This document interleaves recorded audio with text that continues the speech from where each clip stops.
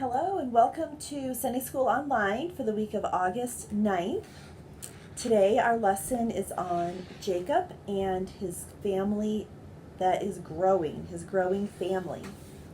Now I'm outside in the dark because I want to go back to the promise that God gave to Abraham. Do you remember what promise God gave to Abraham? That his descendants would be as numerous as the stars in the sky.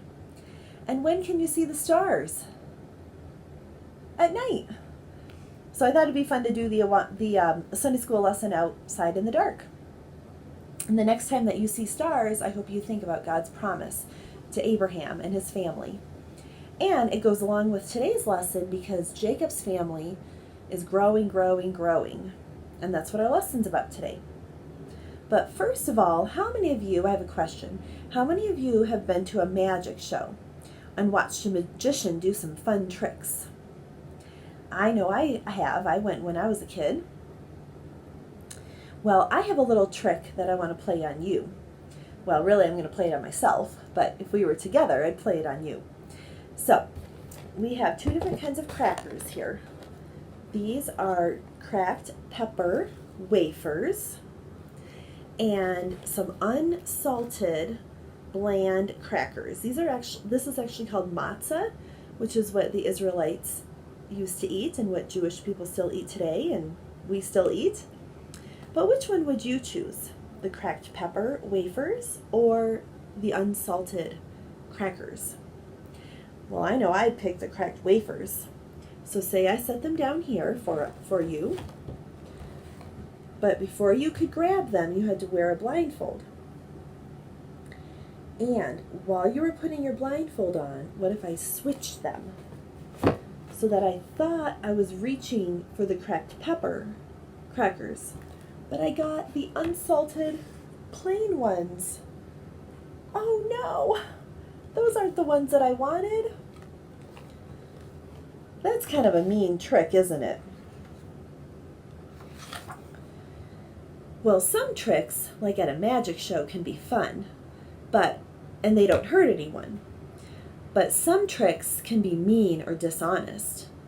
When we really try to trick someone to be mean or to get our own way, that's not right. God doesn't want us to do that.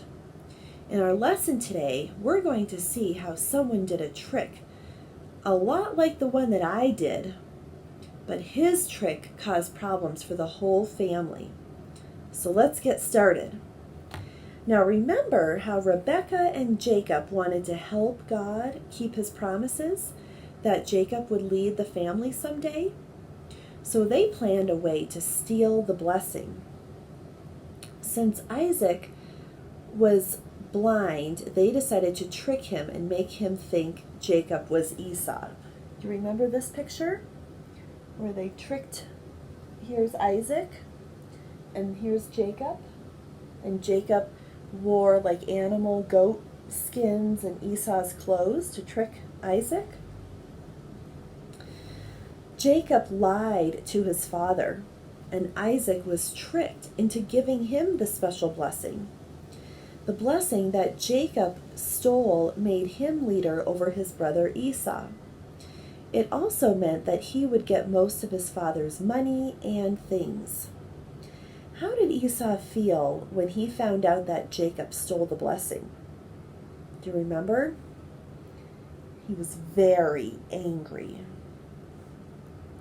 Esau was so angry that he talked about killing Jacob. So Rebekah, their mother, didn't want this to happen. So do you remember what she told Jacob to do? She said to go to his uncle's home. She told Jacob to stay with her brother Laban, back in the country where she came from.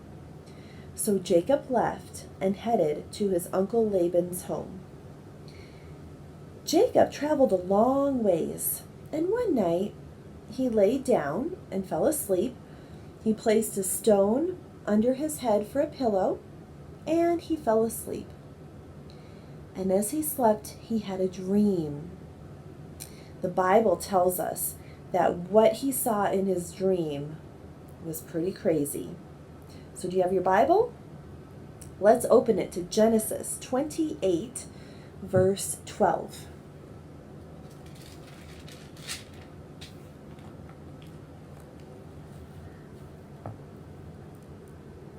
It says, "He had a dream in which he saw a stairway resting on the earth, with its top reaching to heaven, and the angels of God were ascending and descending on it." So, what did Jacob see in his dream? My Bible says a stairway, but it also could be a ladder. Where was the ladder set up? And what was it standing on? It says the earth. Where did the top of the ladder reach to? The heavens. And who was moving up and down on the ladder? It says angels were. Then the Lord spoke to Jacob in his dream. He gave him some promises. He promised Jacob that he would have land and many offspring or descendants, including a special descendant that would come to bless all families. Do you know who that is?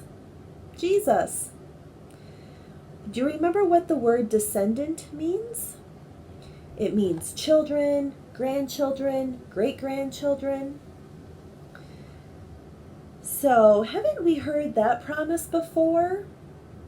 These are the same promises that God gave to Abraham and Isaac about having many, many, many, many, many, many, many, many descendants, like as many as the stars are in the sky. And now God was promising them to Jacob. So we're going to flip the chart to our picture for today.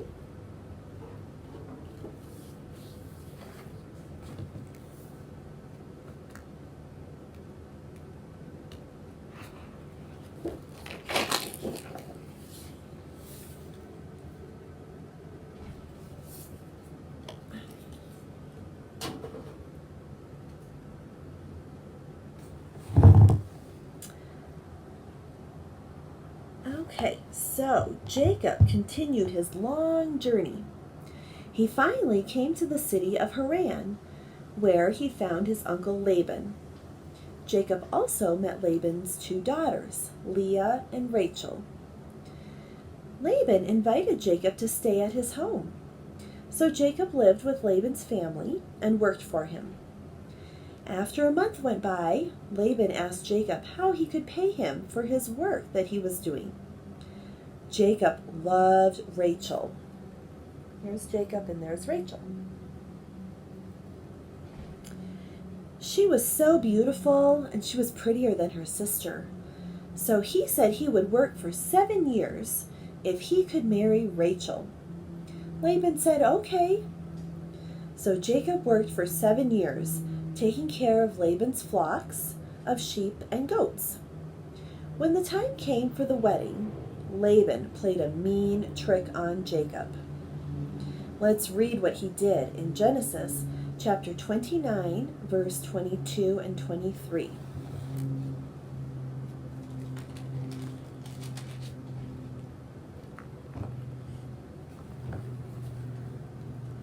It says, "So Laban brought together all the people of the place and gave a feast. But when evening came, he took his daughter Leah and gave her to Jacob, and Jacob lay with her." So Laban gathered people all together and threw a feast for Jacob's wedding. What's a feast? Have you ever used that word before? It's basically a big party with lots of food. Have you ever been to a wedding? Did they have lots of food and cake and punch? This wedding feast was probably a fun time. But which daughter did Laban give to Jacob? Leah. Was Leah the woman Jacob wanted to marry? Who was the girl Jacob wanted to marry? Rachel. So remember how I switched the gifts in my trick earlier? with the cracked pepper crackers and the plain crackers? Well, Laban did the same thing with Jacob. He switched Leah and Rachel so Jacob would marry the wrong sister. How terrible! And back in those days, the bride would have worn a veil over her face. So Jacob didn't know it was Leah until it was too late. Leah was his new wife. Jacob was angry. Laban had tricked him. Jacob thought he was marrying Rachel, but Laban switched her with Leah instead. Was Laban's trick just a funny, silly trick? No. This was a mean trick. It was wrong for Laban to trick Jacob that way. Jacob was angry with Laban, but Laban didn't want Jacob to quit working for him. So he let Jacob marry Rachel too, if Jacob would keep working for him for another 7 years. Jacob loved Rachel, so he stayed there and he kept working for Laban. But what about God's promise to Jacob? Do you think God could still keep his promises even though Laban tricked Jacob? God is sovereign, and that means he's in control of everything. We'll see that God can still work everything out the way he promised, even though people sin. So let's go back to our flip chart. Jacob stayed with his... Okay, so here's Jacob and Rachel. Here's how Laban tricked Jacob into marrying Leah. During this time, his family grew, and he had many children, and that's our last picture here. There's Jacob and all of his boys. What's the biggest family that you've ever known? How many kids? How many sons do you think Jacob had?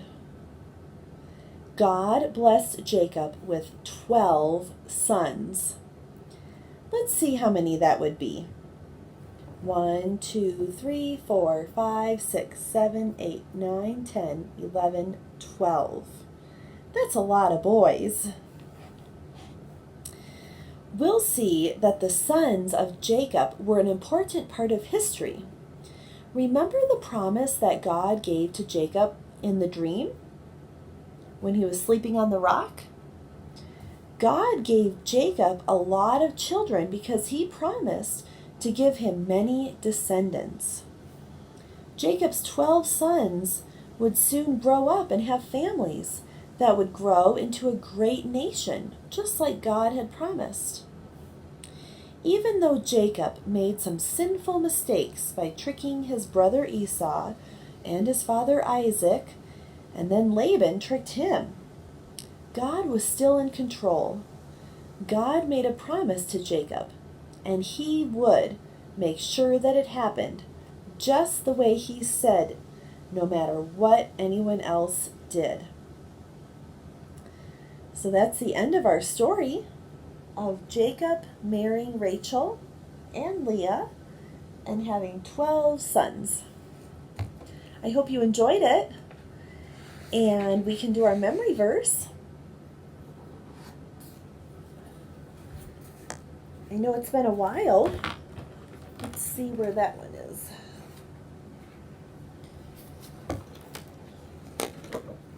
Okay, we'll start at the end so that we can see the reference.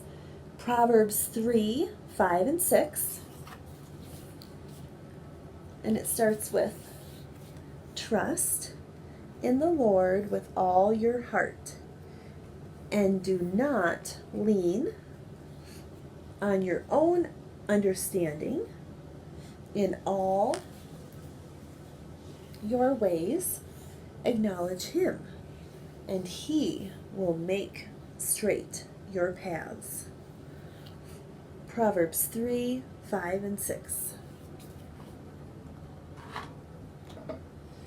Well, thank you for tuning in. And next week, I'll give you a little preview of what our lesson will be.